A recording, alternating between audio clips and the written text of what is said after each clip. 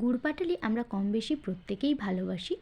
অনেকে মনে করেন যে এই গুড় পাটালি বানানো খুবই শক্ত কাজ, তা একদমই নয়। কিভাবে খুব কম সময়ে আর খুব সহজভাবে গুড় পাটালি বাড়িতেই তৈরি করে নেওয়া যায় তারই একটি সুন্দর রেসিপি নিয়ে আজকে আমি হাজির হয়েছি। নমস্কার বন্ধুরা, আমি ঝিনুকের রান্নাঘরে আপনাদের সবাইকে স্বাগত। আমার আজকের রেসিপি দারুণ স্বাদের গুড় পাটালি। তো চলুন বন্ধুরা, আমার আজকের এই রেসিপিটি শুরু করা যাক। এই গুড় পাটালি বানানোর জন্য সবার প্রথমে আমি এক বাটি বাদাম নিয়েছি। আপনারা চাইলে কাঁচা বাদামও নিতে পারেন বা ভাজা বাদাম। আমি এখানে কাঁচা বাদামই ব্যবহার করে নিয়েছি। আর লাগছে আমার গুড়। গুড়টাকে একটি ছুরির সাহায্যে এইভাবে পাতলা পাতলা করে আমি কেটে নিচ্ছি, যাতে গুড়টা যখন আমি মেল্ট করব সেটা খুব সহজেই মেল্ট হয়ে যায়।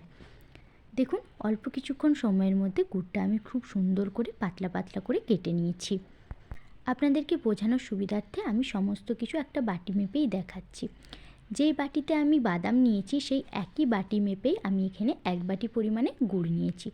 আপনারা চেষ্টা করবেন যতটা পরিমাণে বাদাম নেবেন ঠিক তার প্রায় সমতুল্যই গুড় ব্যবহার করার, সেক্ষেত্রে খেতে কিন্তু খুবই ভালো লাগে। এখানে এক বাটি বাদামের জন্য আমি এক বাটি গুড় ব্যবহার করেছি। এবারে ওভেনের মধ্যে একটি কড়াই বসিয়ে দিয়ে আমি যে বাদামটাকে রেখেছিলাম সেই বাদামটা দিয়ে খুব ভালো করে একবার ভেজে নিচ্ছি। আপনারা যদি বাজার থেকে ভাজা বাদাম কেনেন সেটা দিয়েও কিন্তু বানানো যাবে।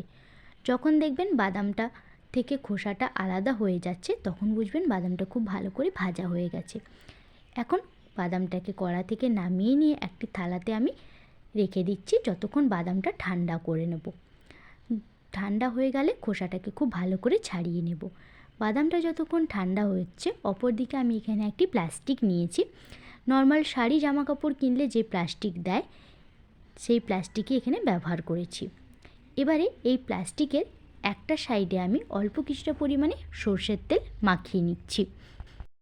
এখানে তেল বা ঘি যে কোনো কিছু আপনারা ব্যবহার করতে পারেন। এইভাবে তেল মাখিয়ে নিলে বাদাম পাটালিটা যখন বানানো হয়ে যাবে এর উপর রাখবো, যাতে খুব সহজেই বাদাম পাটালিটা তুলে নেওয়া যায়, তার জন্য এভাবে তেল মাখিয়ে নিতে হবে। অপরদিকে ওভেনের মধ্যে আবারও একবার কড়াই বসিয়ে আমি যে গুড়টা রেখেছিলাম এক বাটি গুড়, সেই গুড়টা এখানে দিয়ে খুব ভালো করে মেল্ট করে নেব। এই পর্যায়ে গ্যাসের ফ্লেমটা একদম লোতে রাখবেন, হাইতে দেবেন না, তাহলে কিন্তু গুড়টা পুড়ে যাওয়ার সম্ভাবনা থাকবে, আর পুড়ে গেলে একদমই খেতে ভালো লাগবে না। অল্প কিছুক্ষণের মধ্যে এই গুড়টা কিন্তু গলে যায়। প্রসেসটাকে আরও একটু ফাস্ট করার জন্য আমি দিয়ে দিচ্ছি 1 চামচ ঘি। ঘিটা দিলে কিন্তু স্বাদেও ভালো লাগে আর গুড়টা কিন্তু খুব সহজে জ্বলে যায় না, তাই এখানে অবশ্যই চেষ্টা করবেন 1 চামচ ঘি ব্যবহার করার। ঘিটা দিয়ে খুব ভালো করে মিশিয়ে নিয়ে আমি গুড়টাকে ততক্ষণ ফোটাবো যতক্ষণ না খুব সুন্দর করে ফুটে উঠছে।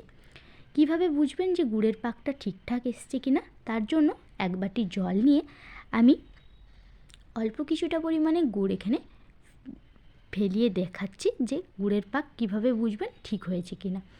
যদি দেখেন গুড়ের মধ্যে একটু চিটচিটে ভাব আছে আর রবাটের মতন টানা হয়ে যাচ্ছে, তখন কিন্তু গুড়ের পাক একদমই ঠিকঠাক আসেনি, তাই আবারও অল্প কিছুক্ষণ আমাদেরকে ফুটিয়ে নিতে হবে। অল্প কিছুক্ষণ ফুটিয়ে নেওয়ার পর আবারও ঠিক একই পদ্ধতিতেই আমি বাটির জলের মধ্যে অল্প কিছুটা গুড় ফেলে আপনাদেরকে দেখাচ্ছি।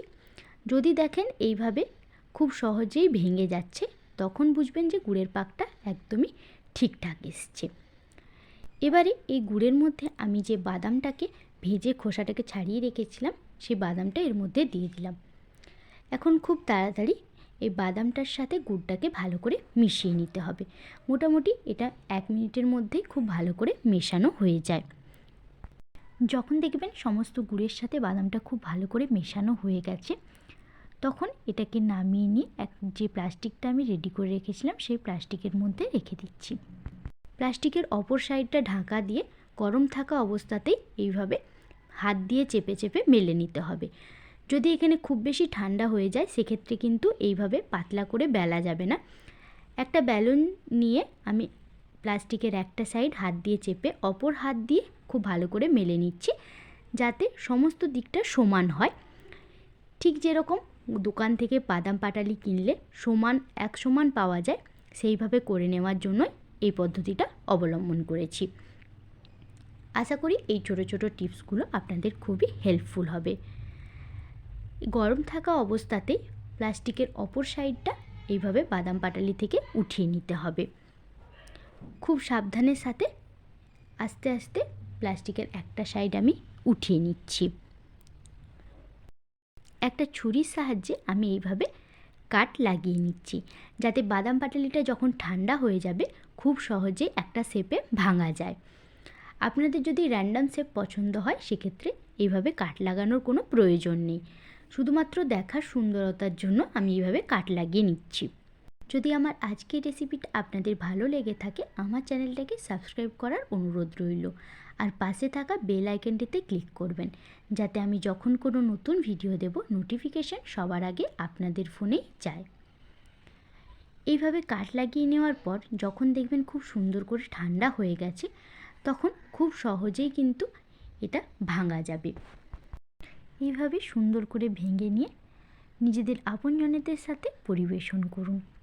এই বাদাম পাটালি দেখতে যতটা সুন্দর, খেতে কিন্তু আরও সুন্দর হয়। সবাই ভালো থাকবেন, সুস্থ থাকবেন।